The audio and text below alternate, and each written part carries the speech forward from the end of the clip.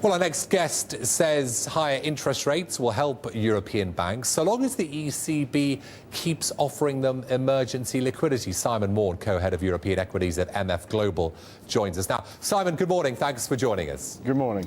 Simon, you're saying that an ECB rate hike might not be such a bad thing for banks' balance sheets in Europe. Well, we saw at the beginning of the year a very strong rally, particularly among retail banks, especially in southern Europe, on anticipation of the now widely expected move upwards in ECB rates today.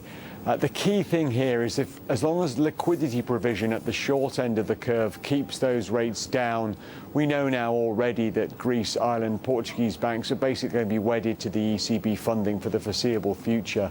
Then actually a steeper curve a little bit further out may improve the margin environment and help the remaining banks in the Eurozone recapitalize themselves. And we've already seen, of course, banks in the Eurozone start to recapitalize themselves by tapping investors. Yesterday in Intesa Sanpaolo, Commerzbank, many other Italian banks. There's all sorts of speculation as to who will be next.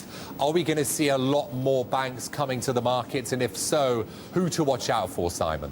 Well, the fascinating thing about yesterday's move and the sensitivities revealed around it is, yes, a bank such as Intesa with a big retail franchise expects to benefit in time from rising ECB rates, but the immediate benefit to it from raising capital of reducing its funding costs has a far more positive impact on margin.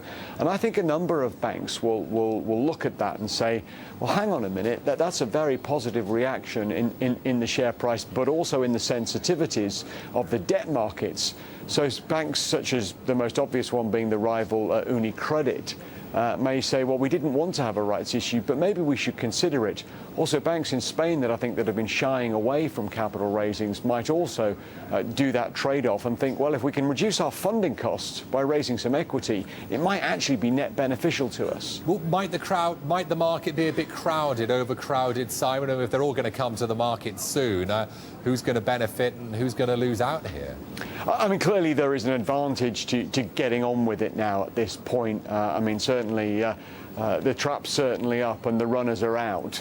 But talking to investors over the last 18 months or more, there has been this ongoing issue that the European banks just are not adequately capitalized. There's been a lot of kind of doleful looks over to the US where their stress tests forced recapitalization on the largest banks, and wondering when Europe was going to do the same thing. Maybe after nearly a 2-year lag, this is the time. But is this the time? You know, we're going to hear the criteria soon about the stress tests. I mean, are they going to be any different to last year's? Are we going to have more faith in them? A year ago, Irish banks were fine. We know what happened to them in the last year. I mean, is it going to be any different this year?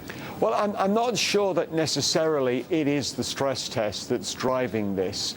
I think there was some obvious recognition that Portugal was going to get into trouble, and at some point the debt of peripheral nations was going to be called into question. And I think local domestic regulators in Eurozone countries are now saying to their banks, look, you better really get on with this now. At some point there may be haircuts to be taken on this debt. So I think it's a combination of the local regulator and the equity and debt markets rather than the stress test per se that is forcing action. Which banks should we be buying now then, Simon? I mean, I see Portuguese banks are rising today, probably on a bit of relief there. Which are the types of banks we should be looking to buy now? Well, I think you've got two choices. You've got banks that operate in what we might call regulatory light regimes, but strong economies, which are going to benefit from being able to operate with lower core capital. So we'd highlight Crédit Agricole in France, and post its capital raising yesterday, Commerzbank in Germany as two banks to buy. If you want something a little bit more left field, we would point out that the Spanish banks such as Santander, they're already as lowly leveraged as Intesa is trying to get to in 2013. Maybe those are banks that actually don't need to raise capital. Simon, thanks very much indeed. Simon Maughan, their co-head of European equities at MF Global.